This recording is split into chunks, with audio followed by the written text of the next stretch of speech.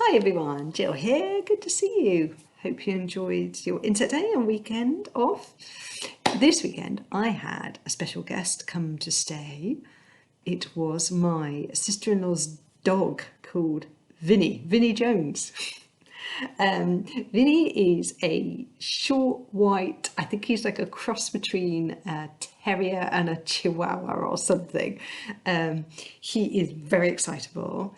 The moment you sit down, he wants to come sit on your lap. If you're doing anything in the kitchen, he's jumping up wanting to get involved. Do you know dogs like that? I gotta admit, I'm not really a dog person, and I found it quite exhausting, just constantly having to think about where he is, which I didn't really have to think about long because he was always with us, never left me alone. And as you guys know, who do I have as my pets? I have this one sleeping down here. Well, the tortoise, hi, sleeps on a blanket, how sweet. And I've got this one here. Now, we know about my cat, don't we? He likes to make appearances on camera every now and again. He might well come while I'm filming this.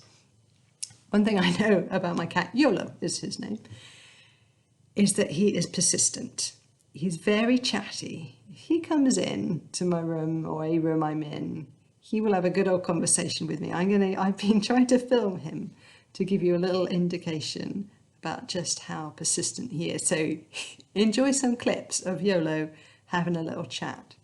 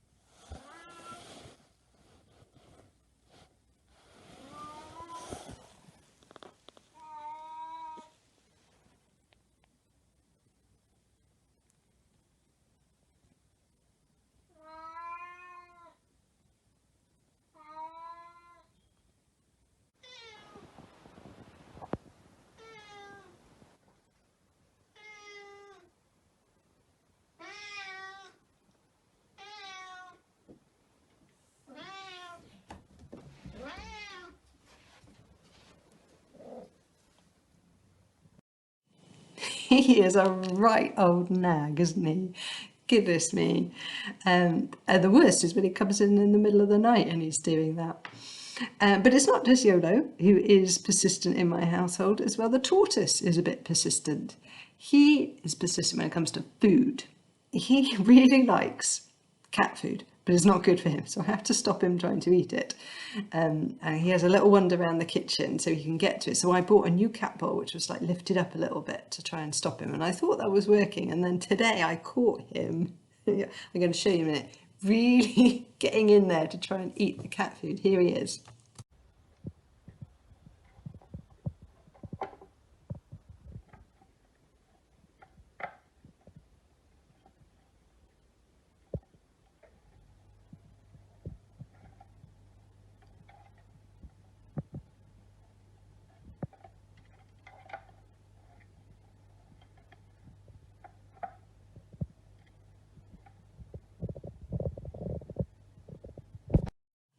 So there we are, persistent cat, persistent dogs, persistent tortoises. I can't get a break in this house. I hope you guys aren't like that with your mums and dads. Are we nearly there yet? Are we nearly there yet? Are we nearly there yet? Can I have a biscuit? Can I have a biscuit? Can I have a biscuit? That is nagging, isn't it? But I want to tell you about something that Jesus said in the Bible. He was giving an example of someone being persistent in a good way. Now he tells this story. He says there was once a widow, so someone who was on her own, didn't have a husband anymore, and she went late at night knocking on the door of the local judge. So the judge is the person who makes decisions about what is right and wrong in the law. She would knock on his door saying, "I need justice, I need justice, this man has done me wrong." And the judge was like, "Oh, go away, go away." And then each time she'd keep going back, give me justice. I need justice. I need justice. And then eventually the judge, who had no belief in God, just said, well, I will give this woman what she wants. If she's this desperate for it, I will give her the justice she asks for. We don't know what it was. But what Jesus was making the point that we as people can nag God, not for the things that we want. God, I want a bike, I want a bike, I want a bike. We don't nag God for the things that we want for ourselves. We should be nagging God for justice in this world. He invites us to do it. So how do we nag God? Or we pray. We can pray that justice will reign in this earth. Where there is injustice, we want to see that eradicated. We don't want injustice. There is a lot of injustice in the world right now. And that means that there are things that are happening which really shouldn't be happening. They're not fair, they're not right. Wars, famines, people treating people badly in cross countries. So we can pray. We can pray for those situations. We may not feel like we have any part to play in this, but we are told to pray. Pray persistent. Nag God. We can pray every day for wars to stop and for justice to break through.